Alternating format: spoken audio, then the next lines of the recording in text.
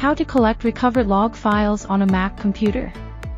Currently, we have two methods for collecting them. Method 1. Collect logs from the product interface. Step 1. Open Wondershare Recoverit and keep the mouse hovering over the software interface. Step 2. Click on Wondershare Recoverit in the top left corner, and click on Log Files. Step 3. Copy all files located within the Dr. Logs folder. Method 2. Collect logs from the file path. Step 1. Click on Go in the top left corner, and click on Go to Folder. Step 2. Input recovered log path /library/logs/Dr. Logs and then click Go. Step 3. Copy all files located within the Dr. Logs folder.